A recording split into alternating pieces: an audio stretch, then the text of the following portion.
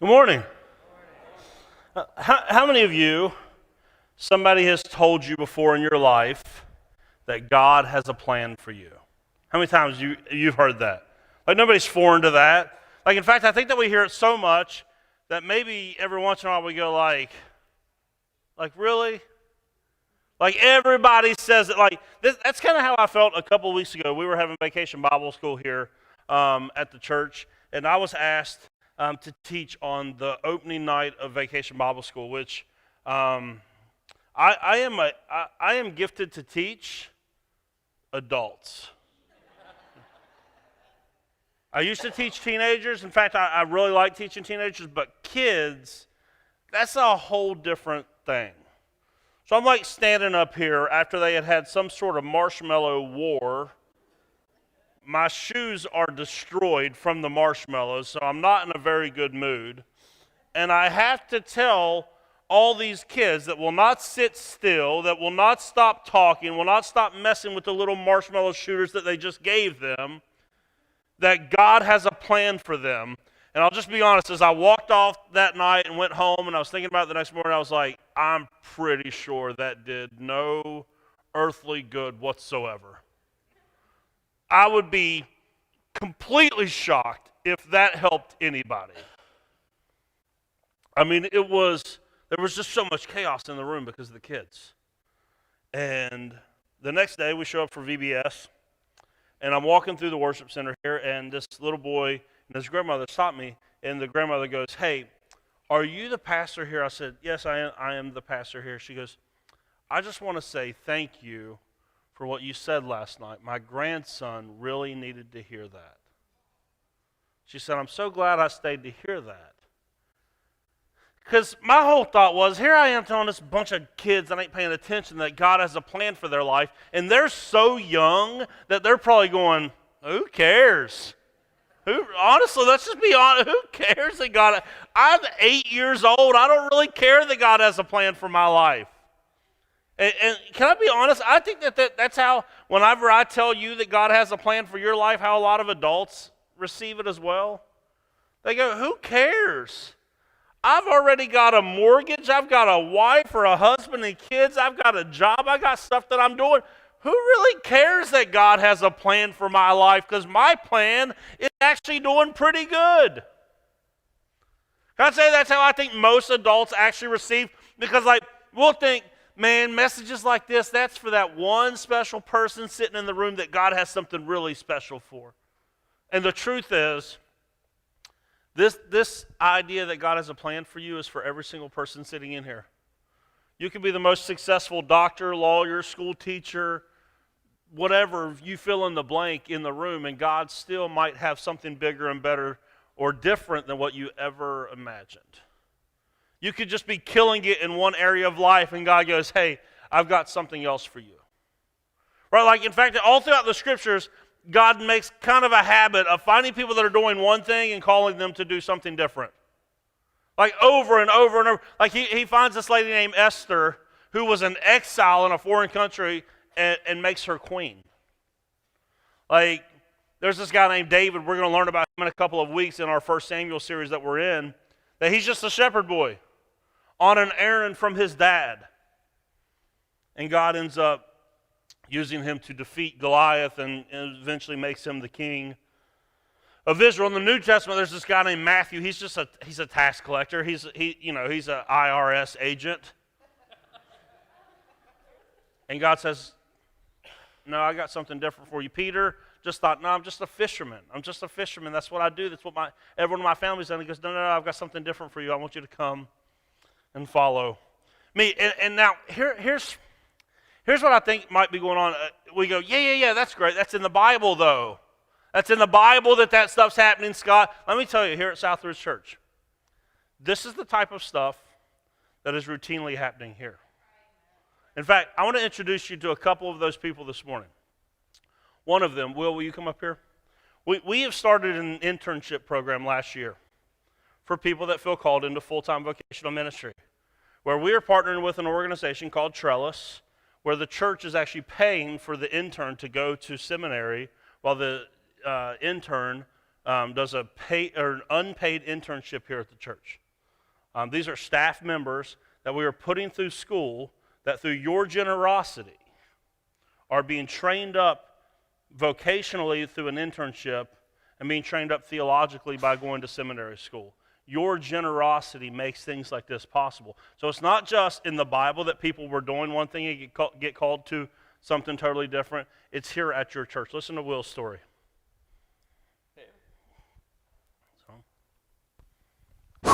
There we go. Hey, everybody. Microphone training's next week. Yeah. Well, hey, everybody. I'm Will Ford. I'm an intern here at Southridge, as Scott has said, which is honestly kind of weird to me because at one point in time, I was just so against God, and you could probably say I hated him. But I was at this stage in life where I was an alcoholic and just kind of doing things my way.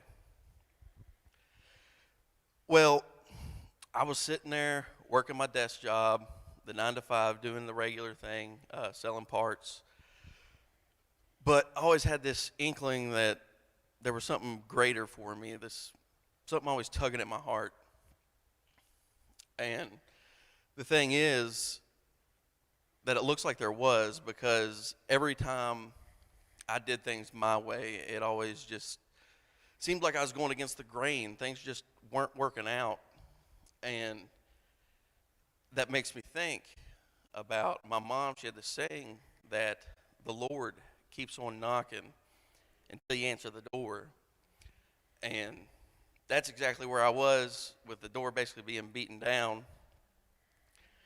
And I was an anxious mess, just trying to get through life. And I found that maybe there was something else I was supposed to be doing. And I just kept feeling this pull. And it led to me seeking Scott out and talking to him and discussing life and things. And this internship opportunity came up. And it was kind of really scary to even think about. You know, I've got a wife, I've got a job, I've got responsibilities, I've got bills, and it's a big thing to take on. So I prayed for discernment from God, and that prayer just kept pointing towards going through that door and being obedient.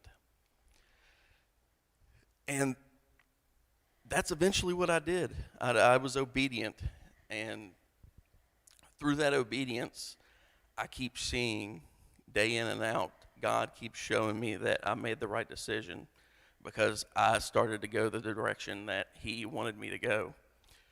I wasn't going to be like Abraham's father and stop in Haran. I was going to go forward. I was going to be obedient.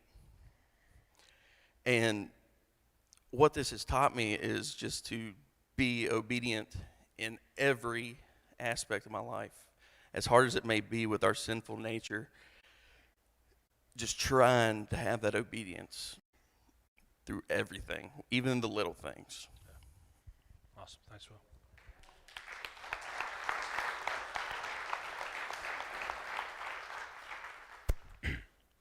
So it's not just in the Bible that God is interrupting people's lives and calling them to do something different. It's happening here at your church. In fact, you're going to hear from another one of our interns later in this, but I want to make sure that you know, you're like, oh, I didn't even know that we were doing this. There is a way for you to get involved. If you go to the online giving portal, you can actually designate money to go towards the internship program. So that way, every time God taps somebody on the shoulder here at Southridge Church, there is funds to put them through this process.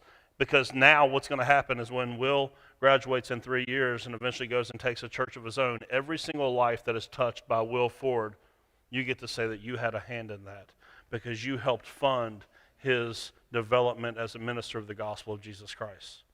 It's an incredible program. So you can do that. You can also just bless them because, as I said, this is an unpaid internship. If you feel God leading you at some point to just, hey, you know what? I want to do something for Will. I want to do something for Aaliyah. Step in and do it. They've really stepped out on faith to be a part of this program, and as their church family, perhaps God's going to call some of you all to help take care of some of their needs as well. So, it's not just in the Bible, it's happening here.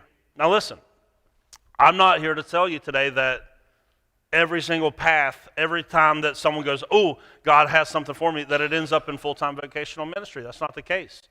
Maybe God already has you right where he wants you, but he has something bigger and better in store right there. Maybe you're already working the job that God has intended for you, but maybe your witness is meant to be bigger and more bold where you're already at. Maybe it's starting a Bible study. Maybe it's having a conversation. Maybe it's inviting a friend to church. Like, God has a plan for exactly where he has you in life. And sometimes he'll completely interrupt you and take you from a desk job like Will into vocational ministry. And other times he'll just go, hey, you're already half the way where I want you to be. Now I just want you to live bolder where you're at. I want you to, like, so I'm not everyone ends up in full-time vocational ministry, but everyone ends up in ministry. Everyone that is following Jesus, like you may not work at a church, but you are in ministry. Like if you were a school teacher, you are a minister of the gospel disguised as a school teacher. If you were a lawyer, you are a minister of the gospel disguised as a lawyer. No, you fill in the blank with whatever it is that you do, you're a minister of the gospel wherever you go. And it's not just people that are called to full-time vocational ministry, it's all of us are called to ministry. And there's a whole bunch of different paths that people might go down, and it may look very different. And so maybe you're wondering, you go, okay, so how do I know? Like, God has a plan for my life. How in the world do I know? That's what we're going to see today as we continue our Rise and Fall series.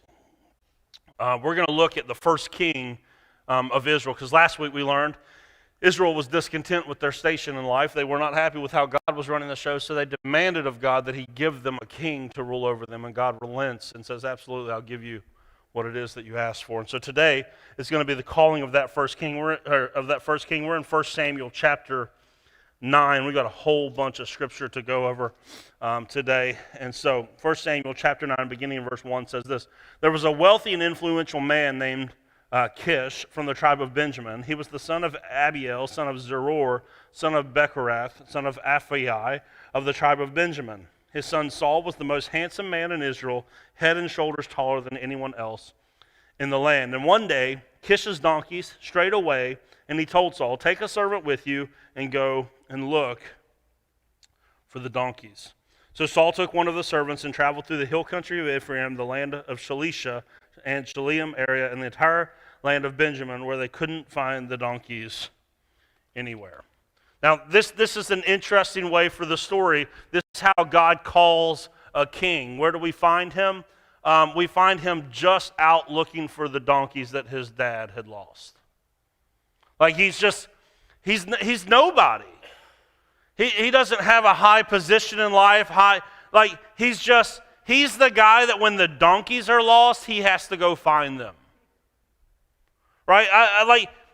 Here's what we see. Knowing that Saul is going to be named king of all Israel, here's what we learn from him, is that if you want God to use you, like when I tell you that God has a plan for your life, you go, okay, God, what is it? How do I get involved? If you want God to use you in great ways, you have to be faithful in very little things.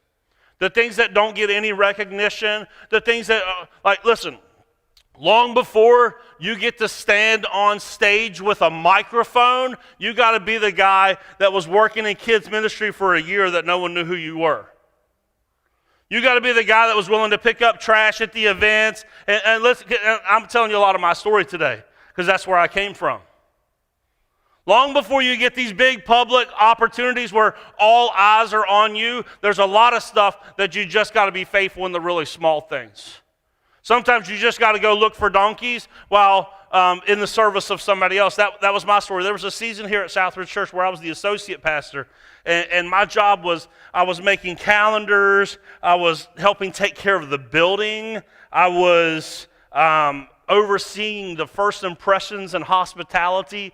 I was all over the place doing a bunch of stuff behind the scenes. I wasn't the guy up on stage speaking, but there was a lot of behind the scenes faithfulness that led to where God has brought me now. And so if you want God to use you in great ways, you have to be willing to be faithful in really small, mundane, menial, behind the scenes type work first. So Saul and this servant go all throughout the land looking for these donkeys. They cannot find these donkeys anywhere, so they come up with an idea. Hey, we've heard that there's a man of God, a prophet, or what they call in this text, a seer, that speaks on behalf of God. He's in the town nearby. Why don't we go see this prophet and see if he can tell us where these donkeys are? And so they're going to go meet Samuel. We need to go find Samuel. He'll be able to tell us where the donkeys are. And I love this, that sometimes when, again, you're just going about the small things, being faithful in the small things that have been entrusted to you, sometimes you end up right in the crosshair of God's plan for your life. So here's what happens in 1 Samuel chapter 9, verse 14. It tells us, so they entered the town, and as they passed through the gates, Samuel was coming out toward them to go up to the place of worship. Now the Lord had told Samuel the previous day that about this time tomorrow I will send you a man from the land of Benjamin. Anoint him to be the leader of my people Israel. He will rescue them from the Philistines, for I have looked down on my people in mercy and have heard their cry. And when Samuel saw Saul, the Lord said, that's the man I told you about. He will rule my people. Isn't this fascinating that Saul and his servant are looking for Samuel? Simultaneously to that, Samuel is looking for Saul. Like, I think that there's a lot of you in your life that you ever heard somebody say, I was looking for God. I went looking for God. I went searching for God. Here's the beautiful thing that you find out when you go searching for God. You will find out that God has been searching for you the whole time. That like you weren't forgotten, you weren't missed. Like God has been searching for you every bit as long as you have been searching for Him. And that's what we find out. He was looking for Samuel, and Samuel was looking for him because he knew God had already told him that somebody was coming to fulfill that need, that role. This happened in my own personal story here at Southridge Church. I was serving in everywhere that I could possibly find as a volunteer when I felt called into full-time vocational ministry. I did not know where I was headed. I know that I wasn't, I didn't know what I was going to do. I wasn't much of a public speaker. At that time, I never preached in front of anybody else. I don't know what I'm going to do.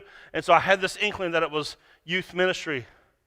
So I'll never forget, it's my current office right now. It used to be the office of my mentor, Matt Kennedy. I walked into his office one Wednesday night before church. I said, hey, Matt, I have this feeling from the Lord that I'm supposed to come and serve in your ministry. And Matt looks at me, and he goes, I know, I've been waiting for you. See, like, I thought I was searching out what God had for me, and all the while, God was looking for me. And please, Christians, get rid of the word coincidence from your vocabulary. Get rid of, well, everything happens for a reason. No, listen, here's how God gets stuff done in the world. It is the sovereignty of God married with human responsibility that brings the will of God to pass in creation. It is the sovereignty of God and human responsibility that makes things happen. Could God get it done all on his own? Absolutely, he could get it done all on his own. But for some reason, when he created the world, he created humanity to be his image bearers and gave us dominion over the created order. So he has planned to do what he's going to do through the created order through you. That's been his plan. He could do it without you, but what we see over and over is that it is God's sovereignty and human responsibility. So if you look at the story from maybe a secular worldview, you go, oh, what a coincidence.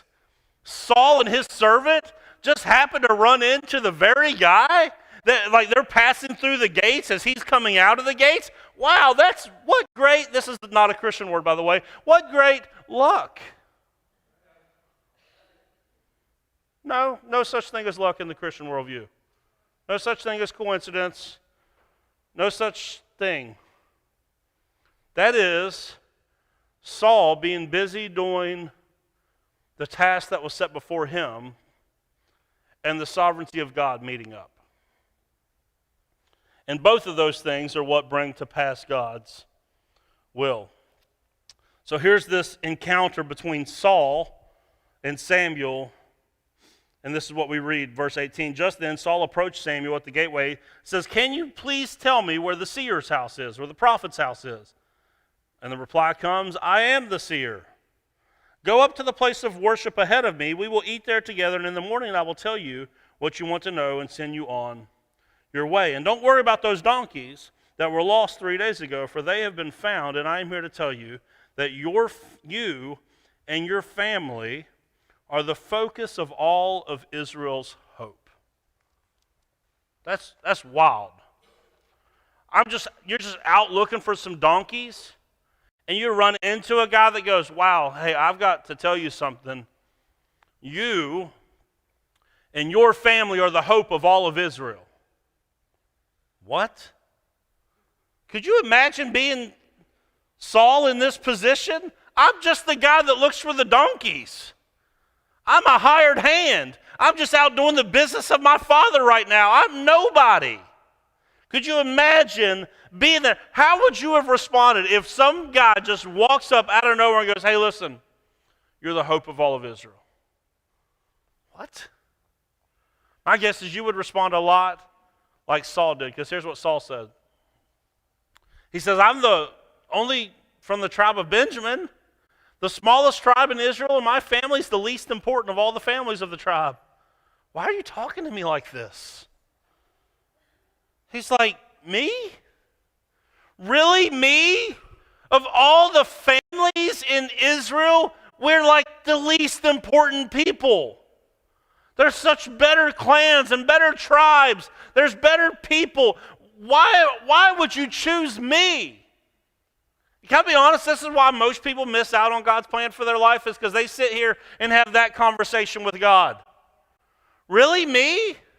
How could you choose me? How could you be this? I have this conversation with God weekly. I go, God, how in the world could you take someone as introverted as I am, as awkward in conversation as I am, as anxious as I am, and make me a pastor that has to deal with people 24/7? Like, it's just one of those deals. When I talk to God, I go, God, I'll just tell you, if I had your job, I'd probably do it different. I'd probably choose somebody that's a little better with people. I'd probably choose somebody that's not so anxious. Maybe I'd choose somebody that's more trusting. Maybe I'd choose somebody that doesn't have the baggage and the flaws and all the stuff that comes with me. I mean, having that conversation with God weekly where I'll ask him, I go, God, I just don't, some weeks just don't believe that you got the right person. And that's where most people end up just stopping the conversation, because you've probably been there too. You go, maybe you know that God has something for you, whether that's starting a Bible study at work, maybe that's getting involved here at the church, or maybe that is changing complete direction and going and doing something different. Maybe you know that that's what God has for you, but you've been having that conversation like, me? Really? I'm a nobody, God, not me. There's got to be somebody better. And he goes, listen, I put you exactly where I put you because you're the person. I told y'all a couple weeks ago, I don't care sharing about this because I hope that this breaks down the stigma around it. The biggest thing me and my counselor talk about whenever I go to counseling, because I'm crazy, is he'll have to remind me over and over. He'll go, Scott, no matter how you feel, for whatever reason, you are the man God put in charge of Southridge Church. I go, but it almost feels like he doesn't know me.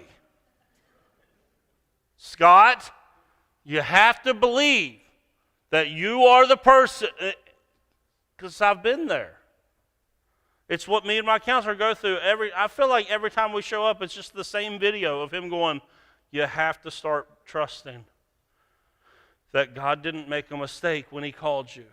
And listen, those of you sitting in here, you have to start trusting that even if it doesn't look like what you thought it was going to look like, even if you don't feel like you're the right person for whatever it is he's calling you to, you have to start trusting that God did not make a mistake. That God really does. You are the person. You are the dad that he called for those kids. You are the mom that he called for those kids, even on your worst day. You are the husband, you are the wife, you are the employer, you are the employee, you are the entrepreneur, whatever it is that he has called for that position. And it's true even on your worst days. And so Saul goes, really? Me? How? And here's Samuel's reply. He really doesn't even address it. He says, then Samuel brought Saul and his servant into the hall. They're headed up to the place of worship, at the head of the table, honoring them above the 30 special guests. Samuel then instructed the cook to bring Saul the finest cut of meat, the piece that had been set aside for the guest of honor. So the cook brought in the meat and placed it before Saul. And he said, go ahead and eat it, Samuel said. I was saving it for you even before I invited these others. So Saul ate with Samuel that day. I love this. If you're having trouble following the macro story that's going on here, Samuel was heading up to the place of worship. There was going to be a feast after a sacrifice. He had already invited 30 very important people to come to this feast, and then he runs into this guy Saul that God said that's going to be the king of Israel. And he invites Saul up to this feast after the sacrifice, gives him the most honored place, and then the piece of meat that was set aside for the honored guest. And he said, long before we even ran into each other, I already had this planned for you. I already had this set aside for you. Listen, what God has set aside for you, he prepared long, long before you ever even showed up. What he has in store for you, he has had in store for you. This is what he says it like this in Ephesians chapter 2, verse 10. He says that you're God's masterpiece, and he has good works in store for you that he's planned long before you ever came around, long before you ever showed up on the scene. He was prepared. God has been prepared for you before you even knew it. Think about this. For me, my wife Megan was raised at this church. My wife Megan was raised at this church. This is the only church she's ever been to in her life. My senior year of college, I meet her best friend and her whenever I was as far from God as I could possibly be. Who in the world would have thought God was writing a story that would take that encounter to make me the lead pastor of the only church she's ever known? Again, not coincidence, sovereignty of God. I tell people this story whenever I meet people from all over the country, whenever I'm traveling for ministry or different stuff. I tell people this story and their jaws are on the table. It feels normal to me because this has been my life, and I've told this story so many times. People will look at me and go, so even when you and Megan were really far away from the Lord, God was still using that and preparing you for something that he knew was going to happen down the road.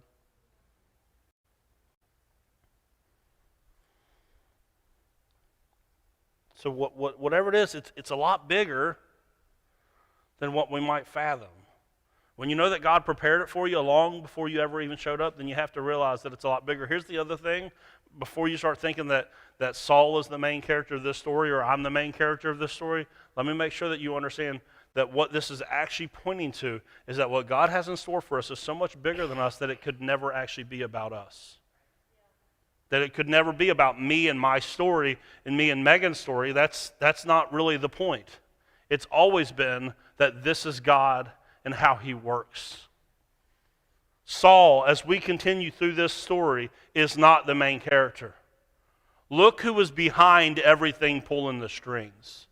Look at who everything is pointing to, the actual main character. You, in your life, when you feel like you have finally figured out what it is that God has called you to in your life, do not make the mistake of thinking that it's actually about you. Because God could use absolutely anyone. God could use absolutely anyone to do what it is that he's called you to do. It's not about you, it's always about God.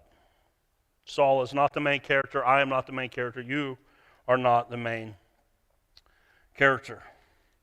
And so Saul tells him it's time to be on his way. Tells Samuel to meet up with him the next day. In the beginning of chapter 10, verse 1, it says this: Then Samuel took a flask of olive oil and poured it over Saul's head. He kissed Saul and said, I am doing this because the Lord has appointed you to be the ruler over his special possession. He says, when you leave today, you will see two men beside Rachel's tomb and you will at Zela on the border of Benjamin. They will tell you that the donkeys have been found and that your father has stopped worrying about them and is now worried about you. When you get off the oak of Tabor, you will see 3 men coming towards you who are on their way to worship God at Bethel. One will be bringing 3 young goats, another 3 loaves of bread, and the third will be carrying a wineskin full of wine. They will greet you and offer you 2 of the loaves which you are to accept. When you arrive at Gibeah of God, where the garrison of the Philistines is located, you will meet a band of prophets coming down from the place of worship. They will be playing a harp, a tambourine, a flute, a lyre, and they will be prophesying. At that time, the Spirit of the Lord will come powerfully upon you, and you will prophesy with them. You will be changed into a different person. And after these signs take place, do what must be done, for God is with you. Then go down to Gilgal ahead of me, and I will join you there to sacrifice burnt offerings and peace offerings. You must wait 7 days until I arrive and give you further instruction. As Saul turned and started to leave, God gave him a new heart, and all Samuel's signs were fulfilled that day. Here's what happened. If I read that too fast for you, here's what happened. As Samuel anoints Saul, he says this anointing is going to be confirmed in 3 ways. Here's 3 signs that what I've called you to is actually real, is actually true. There's going to be signs, and one of these signs is going to be that Saul, who is not a prophet, is going to join in with those who are prophesying through the power of the Spirit. Here's what all of this means. Let me give you the one short sentence to make sure that you understood what those 9 verses were.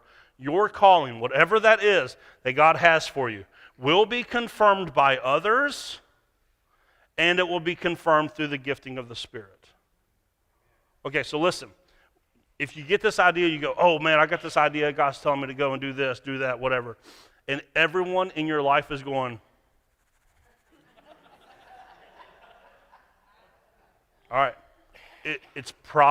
It will be confirmed by others. It will. God will use other people to go, yes, this is the right path. And I'm not saying that there won't be some doubters. I'm saying there will be some doubters, there will be some affirmers. But if everyone is shaking their head, you're probably on the wrong path. The second thing is that it will be confirmed through the gifting of the Spirit. So for me, remember I told you, when I felt called into ministry, I had never stepped foot on a stage a day in my life. I wasn't getting A+ in speech class in high school. Like, I don't like talking. Just ask my family. Ask my friends. Ask those of you that have been here more than like 2 weeks. You go, no, it's true. Like, I invite my wife to come on most of my ministry meetings with me so she can talk to y'all. I always bring someone with me as like a buffer, because I'm like, I'm going to be real awkward, and I like these people. I'd like them to come back to church, but I need someone that will engage with them a little bit. Right? So it's there wasn't anything there before that there is there now. There's been a confirmation through the gifting of the Spirit. Right? Like, okay, so I grew up in churches and around churches, not just the church I grew up in, but just I've been around a bunch of churches that, for whatever reason, everyone felt called to sing. And it was good and godly to let them get up on stage and just bark one out. No, if you can't sing, you're not called to sing. Period. I love to sing. They won't let me sing here. We have a standard. Period. Right? Like, so if you're called to, like I've had people get upset with me because they feel called to preach. Listen, if your gift's not to preach, you're not going to preach. That's not mean. It's a gifting thing. Listen, if you're grumpy, you shouldn't be on the hospitality team. You shouldn't. You shouldn't be the front door. Everyone's coming in and going, No, that's why we find the nicest people to be on that team, because it's a gifting thing.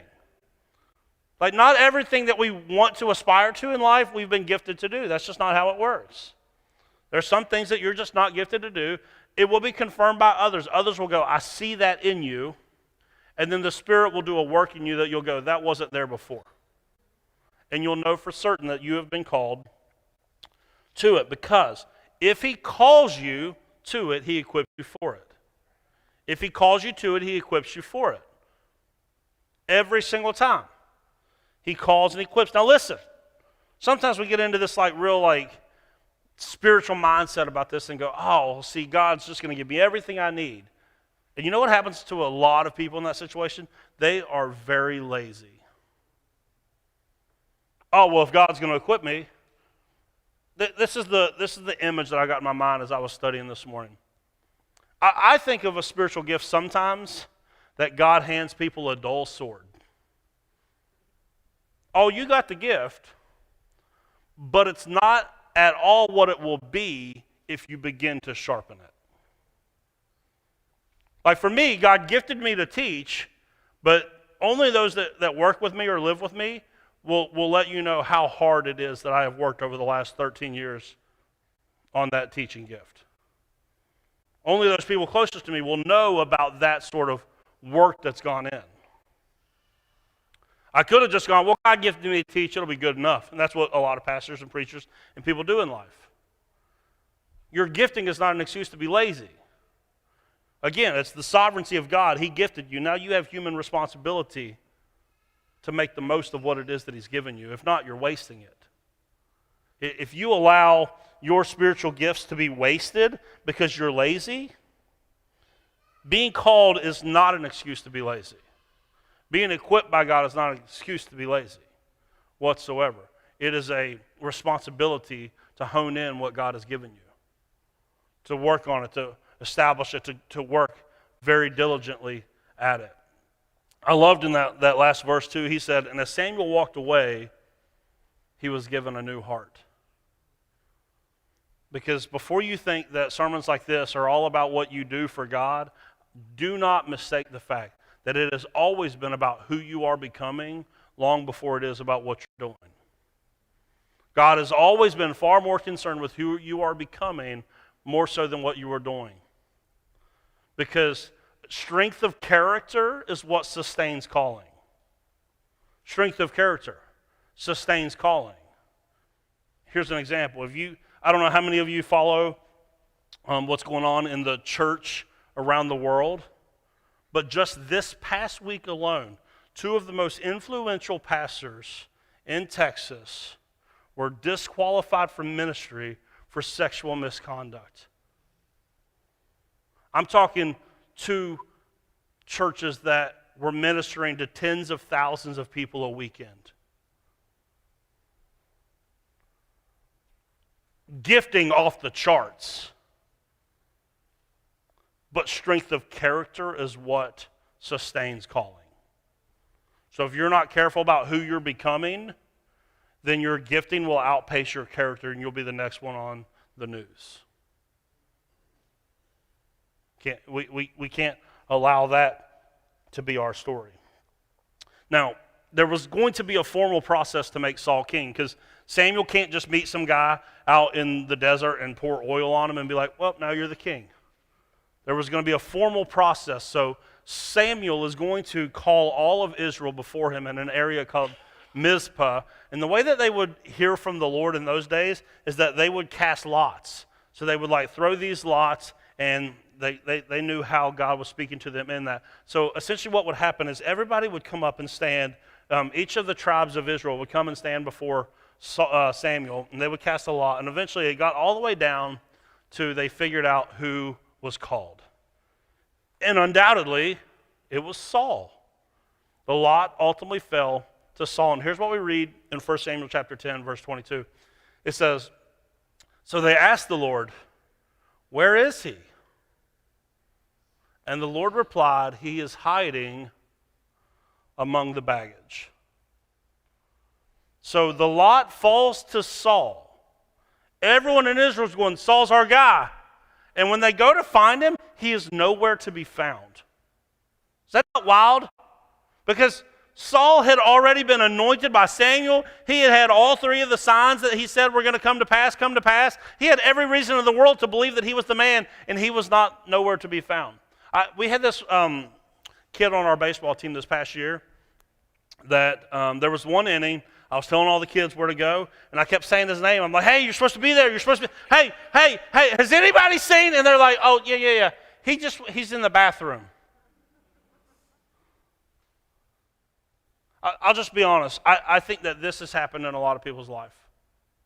That when God has called your name and your number, you have been somewhere else, and you've been missing, and you've been lacking. God called you to something, and you've been absent. You didn't show up. I think that's happened to more people than what we would like to admit, in both large and small ways. And on one level, this is very surprising given the fact that Saul had all of this confirmation. On the other hand, it's not very surprising, is it? Because when Saul was told he was going to be king, what was his response? Me? Me? I'm nobody. This is one of the most profound things that I think that I've seen in the Bible lately. They said he was nowhere to be found, and so they searched for him. And they said they found him among the baggage. He was hiding among the baggage. And I think that's a good representation of a lot of us. That God's called you, but you're still hiding among your baggage. Like here's some baggage up here that maybe you're hiding because of your doubt. You're going, there's not, really? I don't think God really wants me. I think he's got the wrong person. Maybe it's because of your doubt. Maybe it's your fear. Maybe it's your past. You're going, there's no way God could use somebody like me. Don't you know what I've done? Don't you know all the messes I've made, all the things that I've gotten wrong? There's no way because of my past. Maybe it's because what they said. Like somebody in your past told you that you'd never amount to anything.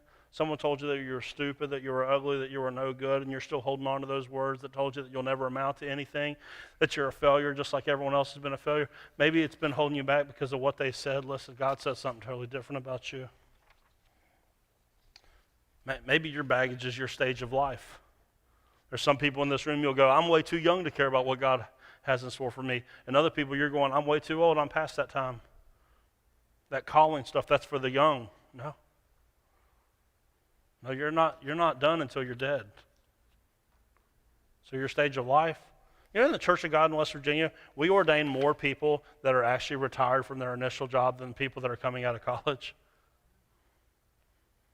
Now, that's a sad reality that there's not more people being raised up in churches like Will and Aaliyah.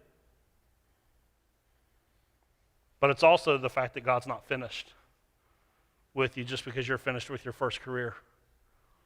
Just because the kids are out of the house, you're not finished. You're not just called to go move somewhere and start golfing and pick up boating. There's actually no such thing for Christians as retirement. You can stop working anytime you want, that you're financially free, but you never actually retire because you always have a call on your life. You always have something. That's why it breaks my heart whenever I see people retire from work and then they just go and they disappear. They don't do anything for the rest of their life. No, that's not a biblical. You won't see anyone in the Bible retire like that. I know, I just ruined a lot of your all's retirement plans. You're like, just go golf for like every day of the week and pick up some new hobbies. That's not what God has for you. God has a calling on your life. Maybe your baggage is that you're not good enough.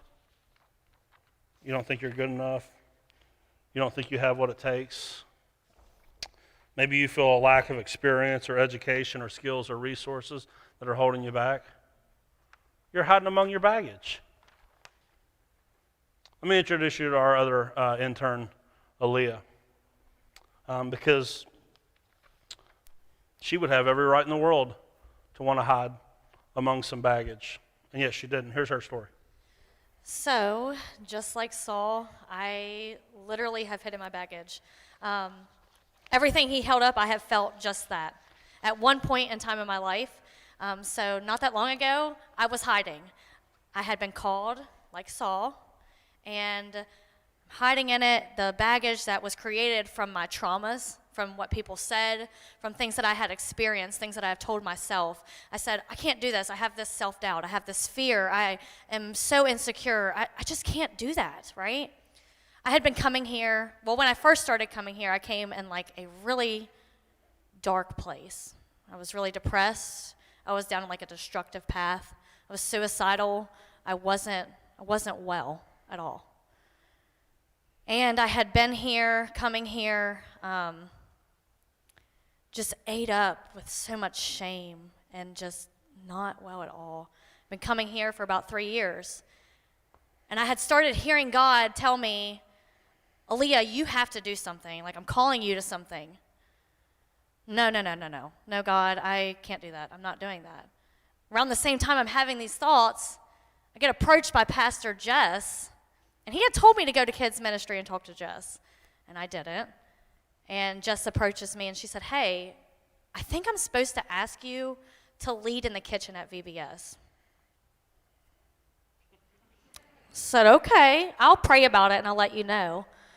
And I go home, I talk with my family about it, I'm talking to God about it, and I said, okay, I'll do it. And I said, okay, I'm taking a step, right? I'm going in this direction, but I'm still not ready to serve. I'm not going to talk to her about that, right? I still hid in this baggage. I still let everything that I believed about myself, the fear, the doubt, the insecurity, I still let it all cover me.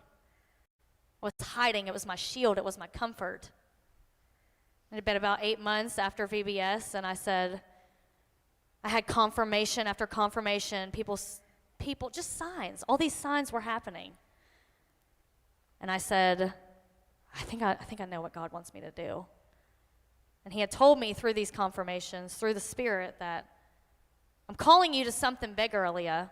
You're so unique. You're so special. You have all these gifts, yet you're hiding them.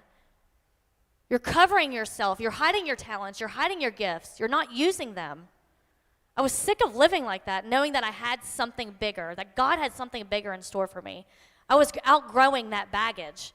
I was outgrowing the luggage. I can't fit in that. That don't fit in me anymore. That's not me. I outgrew it. It was time to move. So I went and I had a conversation with Pastor Jess. As soon as I did, so many doors opened up for me. I now intern at this church, and I got accepted into seminary school, and I started in August.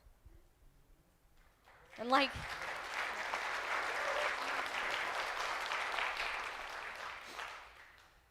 and I know for a fact that there's so many of you in this room right now that God is talking to on a daily basis. He's telling you to move. He's telling you to go somewhere. And it might not be here. It might not be within this church. It might be something at your work, at your job, like Pastor Scott has said. But you're hiding in your baggage. We can't enter into God's blessings when we're in that baggage, when we're holding it, when we're covered in it. Today, I just encourage you to let it down and walk into God's blessing. So, yes. Thanks.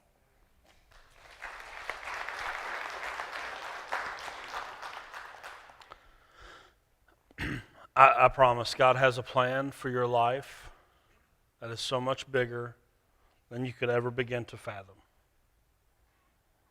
And so the question is, will you step into that? Will you step into that? Maybe you already know what that is. Maybe you're still searching. There's some people here today that you have not even come to God because of your baggage. You've been holding your baggage up as a reason to go, no, God, I'm not good enough. You don't want anything to do with me. There's no way. It's not me. I've messed up too much. I've got too much baggage. You've been using that as your reason for not coming after God in the first place. Today is your opportunity. Stop hiding among your baggage and step into all that God has for you. Step into His love, step into His grace, step into His mercy, step into His salvation, step into your calling, step into your purpose. Today is the day. So maybe this time that you hear it, we won't just shrug it off and go, I don't know, really? Me? God has a plan for each person sitting in this room and on the other side of that camera. And today's the day. Just like Saul eventually has to relent and take his position, today is your day to stop hiding, to step forward into all that God has for you.